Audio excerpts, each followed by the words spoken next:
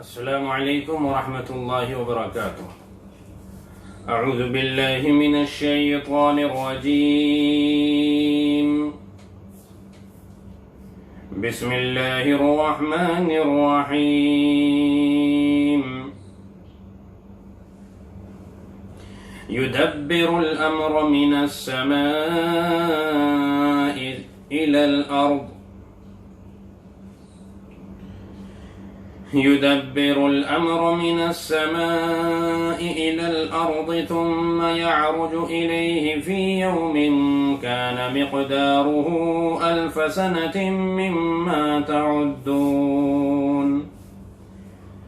ذلك عالم الغيب والشهادة العزيز الرحيم الذي أحسن كل شيء خلقه وبدأ خلق الإنسان من طين ثم جعل نسله من سلالة من ماء مهين ثم سواه ونفخ فيه من روحه وجعل لكم السمع والأبصار والأفئدة قليلا ما تشكرون.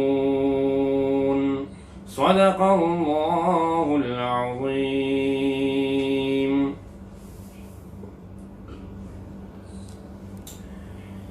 سورہ الف لام میم سجدہ کی 5 آیتیں تلاوت کی گئی ہیں. آیت نمبر 5، 6، 7، 8، 9. اللہ تبارک و تعالی نے پچھلی آیت میں یعنی آیت نمبر 4 میں اس دنیا کے بنانے کا ذکر فرمایا، یعنی کہ یہ دنیا اللہ رب العزت نے 6 دنوں میں بنائی. بعض لوگ یہ سمجھتے ہیں کہ اللہ رب العزت نے دنیا بنا تو دی، لیکن بنانے کے بعد اب اس دنیا سے اللہ کا کوئی تعلق نہیں ہے. یہ سوچنا ان لوگوں کا غلط ہے. ایسا نہیں ہے کہ یہ اتنا بڑا نظام خود بخود چل رہا ہے، بنانے والے نے بس ایک دفعہ بنا دیا اور الارم کی طرح چابی بھر دی، اب بس وہ چلتا جا رہا ہے. نہیں، اللہ رب العزت کلیئر فرما رہے ہیں آیت نمبر 5 کے اندر کہ یدبر الامر من السماء الى الارض. آسمان سے زمین پر جتنے بھی امور ہیں، جو فیصلے ہیں، جو زمین پر حالات پیش آنے ہیں، جو زمین پر واقعات رونما ہونے ہیں، ان سب کی پلاننگ اللہ کرتے ہیں، سب کی تدبیر اللہ رب العزت کرتے ہیں. کوئی واقعہ، کوئی بھی معاملہ ایسا نہیں ہے کہ جو اللہ کی اجازت کے بغیر ہوتا ہو. کوئی چیز ایسی نہیں سرزمین پر. کس کو حاکم بنانا ہے، کس کو الیکشن میں جتانا ہے، کس کے ہاتھ میں زمین کا اقتدار جانا ہے، یہ سب اللہ رب العزت کا نظام ہے جو اللہ طے کرتے ہیں، بندے طے نہیں کرتے. یہ اللہ کے حکم سے ہو رہا ہے. اور جیسے بندوں کے اعمال ہوتے ہیں ویسے ہی اللہ کے فیصلے بھی ہوتے ہیں. کہاں بارش ہونی ہے، کہاں قحط سالی ہونی ہے، کہاں بھوکمری آنی ہے. تو غرض یہ ہے کہ جتنے بھی امور ہیں، جتنے بھی معاملات ہیں، یہ سب رب کریم کی طرف سے ہوتے ہیں. مہنگائی ہو یا نارمل حالات ہوں، اچھے حالات ہوں، پریشانی کے حالات ہوں، بیماریاں ہوں، تنگدستیاں ہوں، یہ ساری چیزیں اللہ تبارک و تعالی کی طرف سے طے ہو جاتی ہیں اور اللہ رب العزت اپنے بندوں کے اعمال کے مطابق اس کو طے کرتے رہتے ہیں. آپ نے سنا ہوگا ایک حدیث میں جس میں آپ نے فرمایا کہ ہر انسان کے 2 دروازے اللہ پاک نے آسمان میں بنائے ہیں. ایک سے اس کے اعمال اوپر جا رہے ہیں تو دوسرے سے اس کے مطابق فیصلے نازل ہو رہے ہیں. اگر ہم یہ چاہتے ہیں کہ اللہ تبارک و تعالی کی طرف سے بہتر فیصلے ہوتے رہیں تو اس کے لیے بہتر اعمال بھی ہمیں کرنے پڑیں گے. یہ ہمارے اعمال جیسے ہوں گے اس کے مطابق اللہ کی طرف سے ورنہ فیصلے اترتے رہیں گے. تو پورے زمین کا نظام یعنی پوری کائنات کا نظام یہ اللہ رب العزت کے ہاتھ میں، اللہ کے کنٹرول میں ہے. اللہ تبارک و تعالی جیسے چاہ رہے ہیں اس دنیا کا اور پوری کائنات کا نظام اللہ چلا رہے ہیں. یوں تو اللہ کو اپنے تمام بندوں کے اعمال کا علم ہے، اور ہر پیر اور جمعرات کو فرشتے بھی لے کے جاتے ہیں اللہ تبارک و تعالی کے پاس، لیکن اس کے مطابق فائنلی جو ایک رزلٹ آنا ہے اس کے تعلق سے اللہ فرماتے ہیں کہ ثم يعرج الیہ فی یوم کان مقدارہ الف سنۃ مما تعدون، کہ ایک ایسے دن میں جس کی مقدار 1000 سال کے برابر ہے تمہاری گنتی کے حساب سے، اس دن یہ تمام اعمال جو تم یہاں کر رہے ہو وہ سب کے سب اس کے حضور میں پیش ہونے ہیں۔ جب اللہ کی عدالت لگے گی، اللہ تبارک و تعالی خود ججمنٹ کریں گے اور ترازو وہاں پر لگا دیا جائے گا، اعمال کو تولا جائے گا، تو اس دن سب کے اعمال وہاں پر پیش کر دیے جائیں گے۔ اور اعمال پیش کرنے کا بڑا عجیب و غریب طریقہ روایتوں میں آتا ہے، چونکہ جب انسان دنیا سے چلا جاتا ہے تو اس کا جو رجسٹر ہے اعمال نامہ وہ بند کر کے مہر لگا کے پیک کر کے جمع کر دیا جاتا ہے دفتر میں جو اللہ کے عرش کے نیچے ہے، اور قیامت کے دن جب اللہ کی عدالت لگے گی تو اللہ ہوا سے کہیں گے وہ تمام اعمال ناموں کو اڑا کر لے کر آئے گی اور ہر ایک کے ہاتھ میں تھما دے گی۔ ہر ایک کے ہاتھ میں خود بخود اس کے اعمال نامے آ جائیں گے، جس کے داہنے ہاتھ میں آیا تو وہ کامیابی کی علامت، اور جس کے بائیں ہاتھ میں آیا یہ ناکامی کی علامت سمجھی جائے گی۔ اب یہاں ایک سوال ہے کہ قیامت کے دن کی مقدار کا یہاں ذکر کیا گیا 1000 سال، لیکن سورہ معارج کے اندر ہے کہ کان مقدارہ 50,000 سنہ، اس دن کی مقدار 50,000 سال کے برابر ہوگی۔ تو یہ دو طرح کی باتیں قرآن میں کیوں؟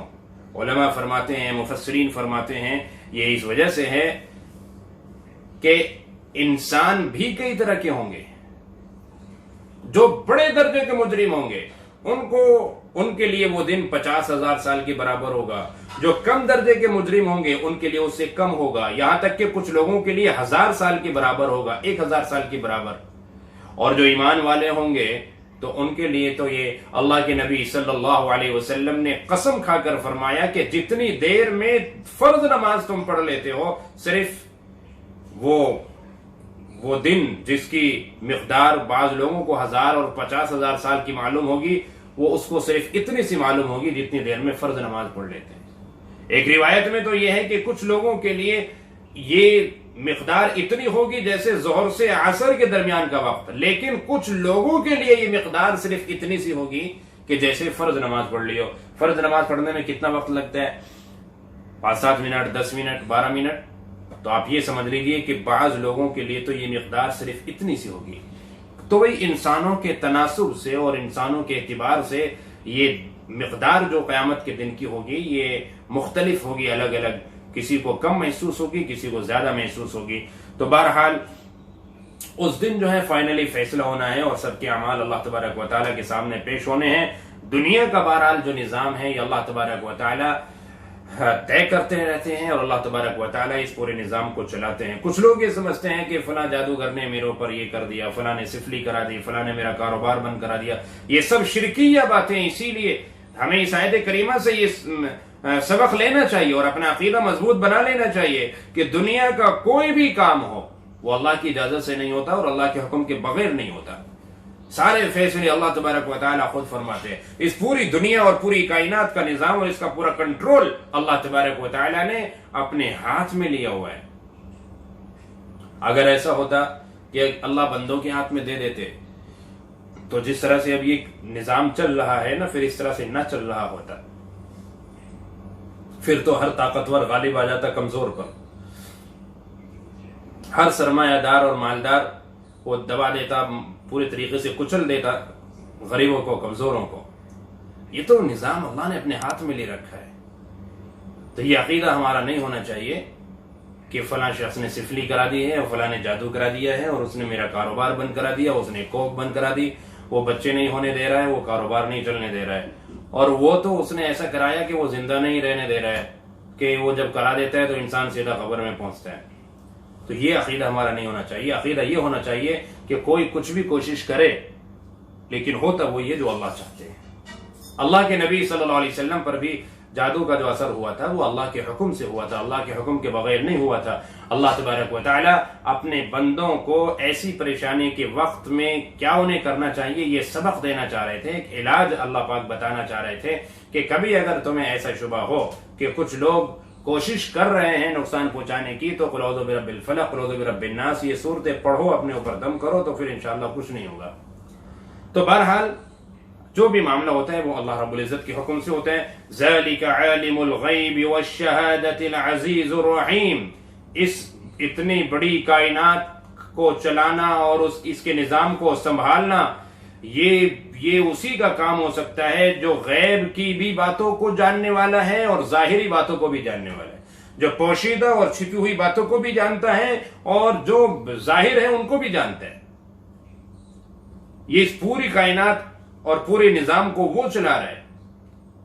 اگر اللہ تبارک و تعالی پوشیدہ باتوں کو نہ جانے تو کس کے دل کی کیا کیفیت ہے یہ اللہ تبارک و تعالی کو کیسے پتہ چلتا؟ کون کہاں کس حال میں ہے یہ اللہ کو کیسے پتہ چلتا؟ اللہ تبارک و تعالی چونکہ قرآن کریم کے اندر ہے کہ جتنے بھی جاندار ہیں ان سب کی روزی کی ذمہ داری اللہ نے لی ہے، تو زمین کے اندر تحت الثری میں، دریا میں، سمندر میں، کہاں کہاں اللہ کی مخلوق ہے، اللہ تبارک و تعالی وہاں ان کی ضرورت کی چیزیں اللہ پہنچا رہے ہیں۔ تو اللہ رب العزت چھپی ہوئی باتوں کو بھی جانتے ہیں، اللہ پاک ظاہر باتوں کو بھی جانتے ہیں، اور عزیز وہ بڑے زبردست ہیں، غالب ہیں۔ اللہ کو پتا ہے کہ کون چھپ کر شراب پی رہا ہے، اللہ کو پتا ہے کہ کون چھپ کر زنا کر رہا ہے، اللہ کو پتا ہے کہ کون چھپ کر موبائل کے اندر غلط چیزیں دیکھ رہا ہے۔ اللہ تبارک و تعالیٰ کو معلوم ہے کہ کون فراڈ کر رہا ہے کسی کے ساتھ، کون کسی کو دھوکہ دے رہا ہے، کس کے دل میں کیا خیالات ہے، کون کس طرح کی پلاننگ کر رہا ہے، وہ رب کریم جانتا ہے، ایک ایک کو جانتا ہے جو اس کے ساتھ شرک کر رہا ہے، کفر کر رہا ہے۔ وہ چاہے تو اسی وقت سزا دے سکتا ہے لیکن نہیں۔ اس لیے